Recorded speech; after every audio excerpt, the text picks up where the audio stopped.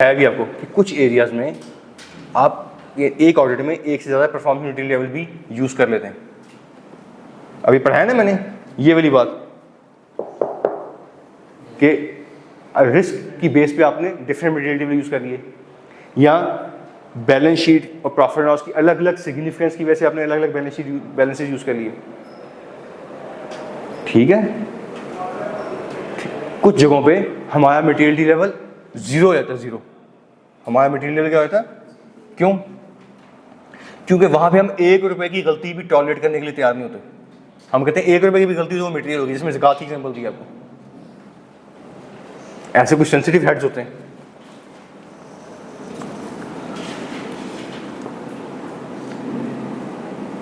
समझ गए? पढ़ लेंगे इसे, सारी वो स्टडी है। आप ये पढ़ लें, मैंने आपको हैंड आउट दिया है, उसमें मटेरियलिटी थ्रेशोल्ड का कॉन्सेप्ट दिया है, साथ गाइडलाइन दी है, वो इस चैप्टर को कोरिलेट करके पढ़ेंगे। जीरो मटेरियलिटी लेवल, यानी आप क्या करते हैं, आपका मटेरियलिटी लेवल क्या निकला? प्लानिंग मटेरियलिटी निकला 50 मिलियन, ये था ना। आप कहते हैं फॉर एग्जाम्पल ज़कात, या फॉर एग्जाम्पल WPPF या WWF, फॉर एग्जाम्पल, ठीक है। या किसी मुल्क में इन्वायरमेंट के लिए बड़े कॉन्शियस हैं, कहते हैं जो प्रॉफिट कमाएंगे उसको 2% इन्वायरमेंट डिपार्टमेंट को देंगे। उस 2% में इतने कॉन्शियस हैं वो लोग, इतने कॉन्शियस हैं कि वो कहते हैं यहाँ पे एक जो आपने 2% देना है, इसमें 1 रुपये की गलती भी नहीं होनी चाहिए। आप क्या कहते हैं, मैं इस यहाँ पे परफॉर्मेंस मटेरियल निकालने के लिए क्या करेंगे, इसको 100% रिड्यूस कर देंगे। 100 परफॉर्मेंस मटेरियल क्या निकलेगा? समझ गए? क्योंकि यहाँ पे आप 1 रुपए की गलती भी टॉलरेट करने के लिए तैयार नहीं है। 1 रुपए की गलती वो कहते हैं मटेरियल है। ये चीज़ अभी पाकिस्तान में आ रहा है ये सस्टेनेबिलिटी रिपोर्टिंग आ रही है ना, सस्टेनेबिलिटी आपका, आप देखेंगे अब से कुछ दिन बाद आपको पता है कार्बन फुटप्रिंट क्या होता है? क्या सर? कार्बन फुटप्रिंट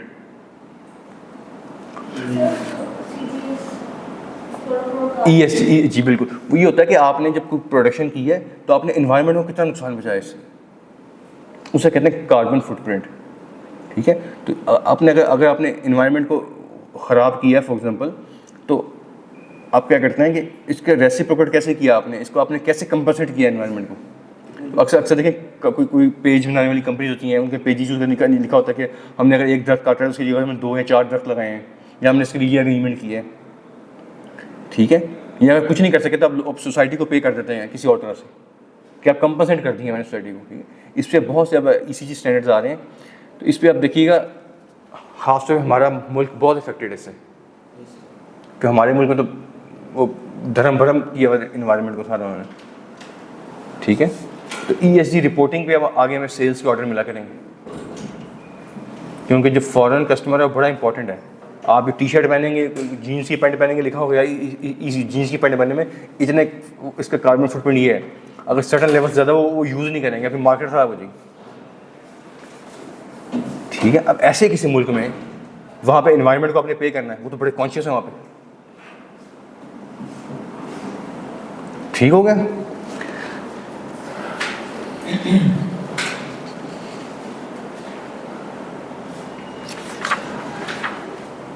समझ आ गई? इसमें आखिर में एक बात करता है कि आपने ऑडिट स्टार्ट करते हुए प्लानिंग स्टेज पे प्लानिंग मटेरियलिटी डिसाइड की, परफॉर्मेंस मटेरियलिटी लेवल या लेवल्स डिसाइड किए, ऑडिट शुरू कर दिया। जब ऑडिट शुरू किया, पेपर में क्वेश्चन आया हुआ, पता लगा कि यार हमसे मटेरियलिटी लेवल गलत डिसाइड करोगे, मटेरियलिटी लेवल गलत डिसाइड करोगे, क्या करना है? स्टैंड कहता है फ़ौरन उसको रिवाइज करें, ठीक है, और उसको करेक्ट करें, और जो करेक्ट आपने कर लिया उसकी बेस पे आप पूरा ऑडिट करें। मिसाल के तौर पे आपने 10 हेड्स कर लिए थे पुराने मटेरियल लेवल की बेस पे, ठीक है, अब आपने नया मटेरियल लेवल डिसाइड कर लिया, तो बाकी ऑडिट तो नए के मुताबिक करेंगे। तो उसका देखें पहले पे क्या इफेक्ट है। पहले अगर आपने 28 सैंपल लिए हुए हैं, हो सकता है रिवाइज मटेरियल की बेस पे आपको 32 सैंपल लेने पड़े, तो आपको 4 सैंपल और लेने पड़े रिपेयर मेंटेनेंस में, 2 आपको लेने पड़े एंटरटेनमेंट एक्सपेंस में, 1 आपको एक्स्ट्रा लेना पड़े फलाने लेजर में, 1 आपको फलाने लेजर, तो भी कहता है रिवाइज करने। ठीक हो गया, याद रहेगा। एक और क्वेश्चन यहाँ पे लिखा नहीं हुआ पेपर में क्वेश्चन आया हुआ है कि मटेरियलिटी वाला स्टैंडर्ड 320 क्या डॉक्यूमेंट रिक्वायरमेंट करता है, क्या डॉक्यूमेंट करना है आपने?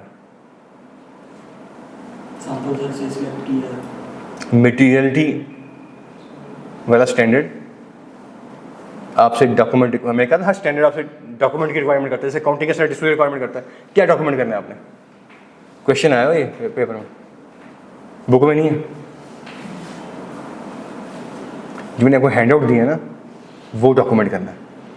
क्या बेंचमार्क सेलेक्ट किया, ये मैंने उस फाइल में से निकाल कर आए होंगे।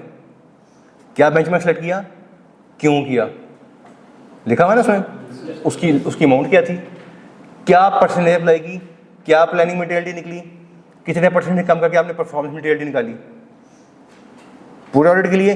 अगर कुछ हेड्स के लिए स्पेशल निकाली है तो वो भी डॉक्यूमेंट करें, ठीक है। अब हमने आखिरी बात क्या पढ़ी है कि अगर इस मटेरियलिटी लेवल में कोई चेंज आई है तो उस चेंज को भी डॉक्यूमेंट करें, और डॉक्यूमेंट करें कि मैंने क्यों चेंज की। ये 5, 6, 7 नंबर क्वेश्चन आ सकता है, याद रहेगा। जो आपने पेज ला के दिया ना असल में डॉक्यूमेंटेशन ही थी फाइल से, मैंने सॉफ्ट कॉपी सिस्टम से निकाली आपको व्हाट्सएप कर दी, याद रहेगा। आगे आ जाइए, ऑडिट रिस्क। ऑडिट रिस्क मैंने कल परसों में पढ़ाया था आपको, ठीक है, पेज 44 पे। आपके पेपर पास है, पहले रन में हुआ। 3.1 पे आ जाइए।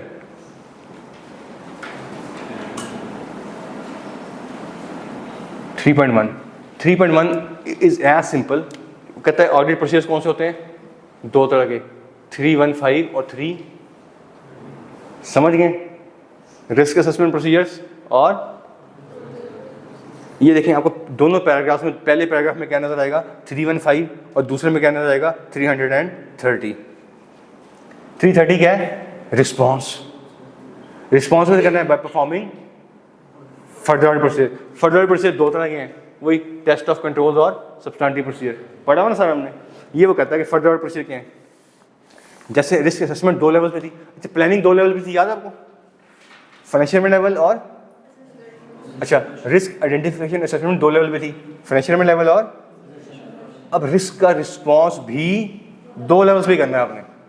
इसे वो कहता है रिस्पॉन्स 3.2 में, response at financial statement level, और नीचे आके कहता है लास्ट पैराग्राफ में रिस्पॉन्स एट एसेशन लेवल। अच्छा सुने जरा, ओवरऑल लेवल पे क्या रिस्पॉन्स होगा, हमें पता लग गया रिस्क है, हमें पता लग गया, एज्यूम करते हैं हम 17 केमिकल का ऑडिट कर रहे हैं, हमें पता लग गया ओवरऑल हम रिस्क है, तो ओवरऑल लेवल में हमारा रिस्पॉन्स क्या होगा ओवरऑल लेवल पे? अच्छा स्टाफ लेके जाएं, स्किल्ड स्टाफ लेके जाएं, ट्रेंड स्टाफ लेके जाएं, और इस पर्टिकुलर इंडस्ट्री का नॉलेज हो वो स्टाफ लेके जाएं, एक्सपर्ट हायर कर लें, इंटरनल ऑडिटर का वर्क यूज़ कर लें, अच्छा रिव्यू, अच्छी सुपरविजन, अच्छी डायरेक्शन कर लें। ये रिस्पॉन्स क्या है, हाँ अपना अच्छी जजमेंट फॉर्म करें, प्रोफेशनल कैपिटलिज्म में काम करें। ये क्या रिस्पॉन्स है ओवरऑल लेवल पे। ये वही रिस्पॉन्स है वेस्ट इंडीज से क्रिकेट मैच के दौरान हमने बनाया था, याद आपको, ये क्लियर हो गया। अच्छा अब आ जाए एसेशन लेवल पे, अगला क्या है, नीचे लिखा हुआ एसेशन लेवल। एसेशन लेवल अगर आप पढ़ें वो कहता है आपने एसेशन लेवल पे क्या करना है, 2 काम करने हैं, ये देखें जी क्या करना है आपने, टेस्ट ऑफ कंट्रोल और सब्सटेंटिव प्रोसीजर 2 तरह के हैं, टेस्ट ऑफ डिटेल और एनालिटिकल प्रोसीजर, समझ गए। अच्छा ओवरऑल लेवल रिस्पॉन्स क्या है, मोटा मोटा मैं पढ़ता हूँ पहले bullet, emphasising the audit team to maintain attitude of professional scepticism. आपने लोगों से कहना यार प्रोफेशनल स्केप्टिसिज्म काम करने हैं, रिस्क। अब ये आपने सिर्फ सेल्स में करना है प्रोफेशनल स्केप्टिसिज्म काम सब में। अच्छा सेकंड कहता है एक्सपीरियंस स्टाफ, अच्छी supervision, direction and review, use of experts, ठीक है, समझ गए। अच्छा 5th पॉइंट क्या है, इनकॉर्पोरेटिंग एलिमेंट ऑफ अनप्रेडिक्टेबिलिटी। ये क्या होती है, एलिमेंट ऑफ अनप्रेडिक्टेबिलिटी, ये क्या होती है, अनप्रेडिक्टेबल क्या होता है, जो प्लान ना किया हो। देखें आपने ऑडिट प्रोसीजर परफॉर्म करने हैं ना, सुने जरा, फ्रॉड किसने कहा? मैंने कहा नहीं, पेट में मुक्का मारो, छोड़ो हल्का सा। फ्रॉड कहाँ से आ गया यहाँ पे? एलिमेंट ऑफ अनप्रेडिक्टेबिलिटी है जब आप ओवर ईयर्स ऑडिट कर रहे होते हैं ना कंपनी का, नियाग्रा ऑडिट कर रहे हैं फॉर एग्जाम्पल, हम नियाग्रा उनको पता लग जाए, ऑडिटर आते हैं आके ये चेक करते हैं, बस उन्हें पता है, प्रिडिक्टेबल है, प्रिडिक्टेबल। ऑडिटर ने आना है, ये 25 सैंपल सेल से लेने हैं, ये ऐसे करेगा ऐसे करेगा, वो उसको सेट कर देते हैं और बाकी जगहों पे गड़बड़ कर देते हैं। ठीक है, अब रिस्क क्या है यहाँ पे? हाई। आप क्या कर रहे हैं? फाइनेंशियल स्टेटमेंट लेवल पे रिस्पॉन्स कर रहे हैं, तो स्टैंडर्ड करता है कि क्या लेके आओ अपने प्रोसीजर्स में कि मैनेजमेंट प्रिडिक्ट ना कर सके ऑडिटर ने क्या कर दिया, तो कभी मांगा ही नहीं आज तक उन्होंने। ऐसी उनसे चीज़ पूछ लें, ऐसी चीज़ मांग लें, ऐसे लेवल में जाके मांग लें कि ऑडिटर ने कभी इतनी इमीडिएट चीज़ चेक ही नहीं, अब क्यों करने लगे? उसने इमीडिएट चीज़ों में गड़बड़ की होती है। ठीक है, एलिमेंट ऑफ अनप्रेडिक्टेबिलिटी। अभी क्रिकेट मैच देखें ना, डेथ ओवर चल रहे हो, T20 मैच है, डेथ ओवर से बॉलर क्या करता है? अनप्रेडिक्टेबल आता है, आगे कभी स्लो बॉल फेंक देगा, कभी यॉर्कर मार देगा, अगला वो बैट्समैन को अनप्रेडिक्टेबल रखता है, बैट्समैन प्रेडिक्ट ना कर सके कि बॉलर क्या कर रहा है, ये कर रहा होता है ना। सेम इज द केस जो आपके ऑडिट में। मैंने कहा ऑडिट प्रैक्टिकल सब्जेक्ट है, ऑडिटर भी आगे ये करेगा, वो कभी बाउंसर मारेगा आगे नियाग्रा मिल्स को, कभी आगे यॉर्कर मारेगा, कभी आगे वो स्लो डिलीवरी करा देगा, कभी कुछ करेगा, कभी इन स्विंगर कर देगा, आउट स्विंगर कर देगा, वो घुमाई रखेगा उसको। मैनेजमेंट प्रेडिक्ट ना कर सके ऑडिटर क्या कर रहा है, उसे पता यार हाउस ऑफ इत्तेहाद है, 83 ब्रांचेस हैं, ऑडिटर आते हैं, ये कोहिनूर वाली ब्रांच चेक करते हैं, ये आपकी फॉर एग्जाम्पल ये मेन बुलेवार्ड में ब्रांच है वो चेक करते हैं, फलानी ब्रांच चेक करते हैं, बस इस जवाब आए आके वो ब्रांचेस पकड़ेगा, हमें कभी जिंदगी नहीं पकड़ी।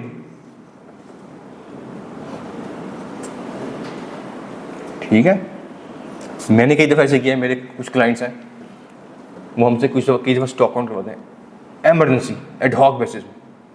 विद वन फाइन डे आप सुबह आएँ, मैं कंपनी का नाम नहीं बताऊँगा, सुबह आएँ ब्रांच को पकड़ लें आके हमारी 9 बजे, 9:30 बजे ब्रांच खुलती है, आपने 9 बजे पहुँच जाना है, ब्रांच खुलेगी, आपने घुस जाना, हमसे कहना रोकें सारा कुछ, रिकॉर्ड में दे दें स्टॉक का, स्टॉक काउंट करें। जब कभी जिस ब्रांच ने स्टॉक काउंट किया है वहाँ गड़बड़ निकली, क्योंकि मैनेजमेंट को भी पता होता है जैसे नुकसान तो मैनेजमेंट का है, उसको पता होता है फलानी ब्रांच में गड़बड़ है। तो जब कभी हमने स्टॉक काउंट किया 2 दिन लगा के, दोबारा पता लगा ये ब्रांच मैनेजर की छुट्टी हो गई, फलाने की छुट्टी, फलाने स्टॉक कम निकला, स्टॉक बेचा हुआ है, सिस्टम में सेल की एंट्री नहीं हुई, स्टॉक मार्केट ब्रांच में कम पड़ा हुआ। ठीक है, या स्टॉक बेच के कैश गड़बड़ कर दिया, उस कंपनी तक नहीं पहुंचा कैश। ठीक है, अब ये उस ब्रांच मैनेजर के लिए क्या था? अनप्रेडिक्टेबल, वो प्रेडिक्ट नहीं करेगा एकदम ऑडिटर आके पकड़ लेंगे मुझे। ठीक हो गया, आगे क्या कहता है? Changing the nature, timing and extent. आप क्या करें, ये भी एलिमेंट कि आप प्रोसीजर की नेचर चेंज कर दें, प्रोसीजर की टाइमिंग चेंज कर दें, एक्सटेंट चेंज कर दें। आप आके सिर्फ 10 मिनट चेक करते हैं, इस बार 40 मिनट करके देखें जरा एकदम। ठीक है, ये है response at financial level. Execution level response क्या है? वही फर्दर ऑडिट प्रोसीजर। ठीक है, वो क्या है?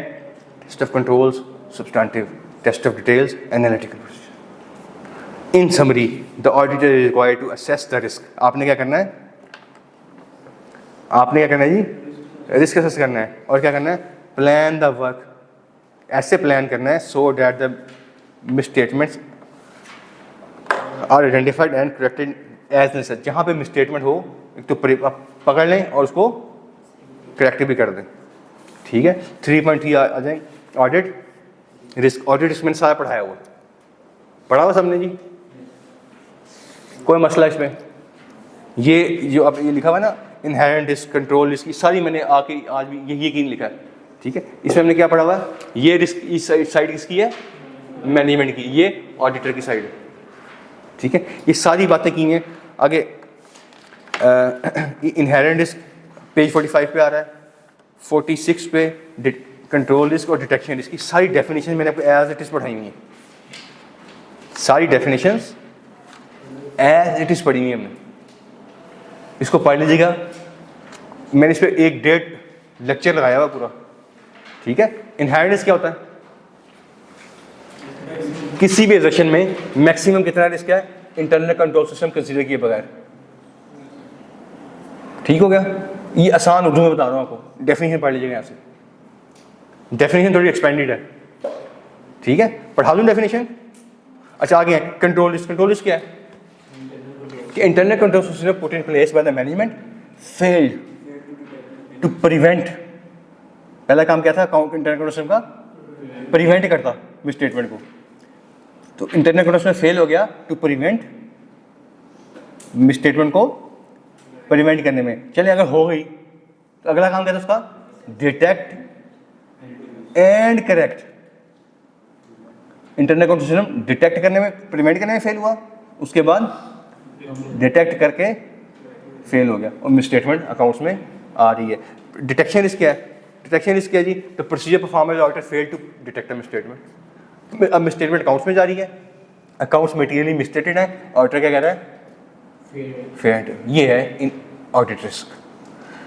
समझ गए जी। 3.4 में एग्जाम टेक्निक, एग्जाम में क्या होने जा रही है आपके साथ, ठीक है।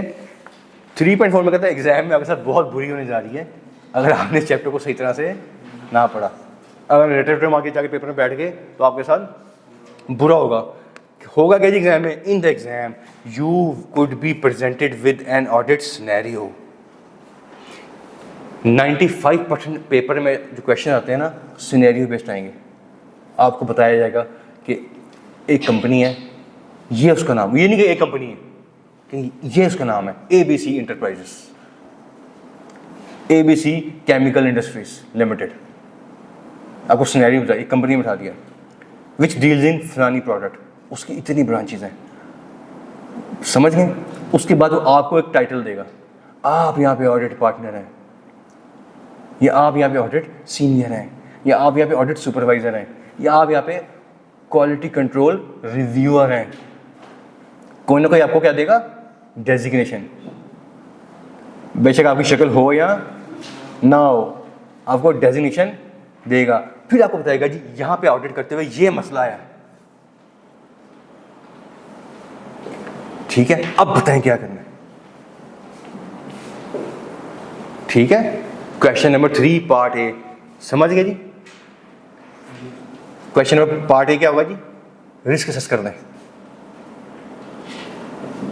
एक ही सिनेरियो है, ऊपर क्या कहेगा, पार्ट ए रिस्क असेस करते हैं 6 number. Part be risk response करें, कैसे रिस्पॉन्स करेंगे इस रिस्क को, 6 नंबर, ठीक है। क्वेश्चन नंबर 3 पार्ट सी कि अगर आप ऑडिट करने के बाद ये वाकई मिसस्टेटमेंट निकली तो इसका ऑडिट रिपोर्ट पे क्या इफेक्ट होगा, 8 नंबर। चलो जी 20 नंबर क्वेश्चन आ गया, एक सिनेरियो से 6 लाइन का सिनेरियो है और 20 नंबर टेस्ट कर देगा, ठीक है। तो ये वो कहता है कि आपको क्या दिया जाएगा, audit scenario and the requirement to identify and explain the risk in the scenario. समझ गए। और फिर कहता है निचली लाइन में कि आपको कुछ नंबर ऑफ क्लूज भी मिलेंगे, ठीक है। और आपसे पूछा जाएगा inherent risk, control risk, possible detection इसके बारे में बता दें। Your answer need to demonstrate that you can spot those clues and understand why they represent a risk, ठीक है। इसके लिए मेरी जितनी कोशिश थी, जितनी पसली थी, मैंने कोशिश किया आपको ज़्यादा से ज़्यादा चीज़ें देके आपको रिस्क असेसमेंट का बताऊँ। मैंने सिर्फ इस स्टैंडर्ड तक बुक से पढ़ा के गुजारा नहीं किया, मैंने आपको कम से कम 4 या 5 हैंडआउट शेयर किए आपके साथ, ज़्यादा से ज़्यादा एग्जाम्पल्स डिस्कस किए हैं, ठीक है। इतनी दफ़ा मैं ऑडिट का वर्ड नहीं बोलता जितनी दफ़ा मैं नियाग्रा मिल्स या स्टारा केमिकल का वर्ड बोलता हूँ यहाँ पे, ताकि आपको लगे प्रैक्टिकल डॉक्यूमेंट है। मैंने जितने आपको डॉक्यूमेंट दिए हैं प्रैक्टिकल डॉक्यूमेंट दिए हैं, ये अपने क्लाइंट्स के डॉक्यूमेंट दिए हैं, ताकि आप लोगों को लगे ये रियल लाइफ चीज़ें हैं। ये मैं ये नहीं कि ऑडिट में होती है बस इससे बात होती नहीं, ये वो नहीं है मैथमेटिक्स में मसला फीसा वॉरस कि ज़िंदगी में काम या A² + B² = 2AB है, जो बकवासी आती हैं सारी, वो ज़िंदगी में ही काम, ये काम आनी है आपके। आपने जाते साथ ही सबसे पहले ऑडिट है ना, पहले ऑडिट में ही, और पहले ऑडिट स्टार्ट कहाँ से करना है? प्रीलिमिनरी एक्टिविटीज किसी और ने कर ली होनी है आपके आने से पहले, तो आपने कहाँ से स्टार्ट करना है? प्लानिंग एंड, तो वहाँ जाके इन चीज़ों का पहला काम क्या करना है? परफॉर्म मटेरियलिटी निकालनी। समझ गए? याद रहेगा। अगला चैप्टर में कल पढ़ाऊंगा इंशाल्लाह, आपको समझ लें क्या है ये टॉपिक है, ये फ्रॉड 240। क्लास होगी कल फ्राइडे, कल क्लास नहीं होगी, कल क्लास नहीं है, ठीक है। एक आधा लेक्चर और क्लास नहीं होगी, उसके बाद फिर इंशाल्लाह उसको रूटीन में कर लेंगे, ठीक है जी। फ्रॉड के बारे में समझ लें। फ्रॉड भी काइंड ऑफ मिसस्टेटमेंट है। पढ़ा ना हमने पढ़ा था मिसस्टेटमेंट की 2 टाइप्स है। मिसस्टेटमेंट की कौन कौन सी हैं? Error and fraud. डिफरेंस क्या है दोनों में? फ्रॉड में इंटेंशनल था और डिटेक्ट करना किसको मुश्किल था? फ्रॉड। इन दोनों में से फ्रॉड को डिटेक्ट करना मुश्किल है, क्योंकि कोई भी फ्रॉड करके ढंढोरे नहीं पीटता, ढोल नहीं बजाता कि मैंने फ्रॉड किया। क्या करता है? इसको कंसील करता है, सिस्टमेटिकली छुपाता है। इवल जीनियसनेस वर्क करती है, ठीक है। और क्या होता है? कोलिजन होती है, लोग मिलते हैं आपस में। हमने परचेज सिस्टम पढ़ा था ना, एक बंदा भी उसमें ईमानदार आ जाए वो फ्रॉड नहीं होने देगा। तो क्या होगा? पूरी पूरी चेन मिलती है, लोग कोलाइड करते हैं आपस में, कोलिजन होती है लोगों की, ठीक है। इसलिए इसको डिटेक्ट करना हमेशा से मुश्किल है। एक और चीज़ स्टैंडर्ड है 240 में जो है ना, इसमें हमको आपको फ्रॉड करने के तरीके नहीं बताएंगे। फ्रॉड को पहली बात, ठीक है। और दूसरा इसमें ये समझ लें कि 240 का ना डिस्क्लेमर है कि हमारी जो प्राइमरी यहाँ पे अपॉइंटमेंट का मकसद है ना, वो फाइनेंशियल स्टेटमेंट को ऑडिट करना है, वो फ्रॉड को डिटेक्ट करना नहीं है। हम यहाँ फ्रॉड डिटेक्ट करने, हम फाइनेंशियल स्टेटमेंट का ऑडिट करने आए हैं। हाँ, अगर ऑडिट करते हुए हमारे को फ्रॉड मिल गया तो हमने क्या करना है? स्टैंडर्ड कहता है to respond appropriately when fraud is detected. लेकिन प्राइमरी हमारी रिस्पॉन्सिबिलिटी किसी है? मैनेजमेंट की, कि ऐसा इंटरनल कंट्रोल सिस्टम बनाए कि फ्रॉड हो ही ना, प्रिवेंट करे सिस्टम, वही प्रिवेंशन। और फिर अगर हो गया तो डिटेक्ट करके करेक्ट भी करे, ठीक है। इसको हम कल से पढ़ेंगे इंशाल्लाह। ये भी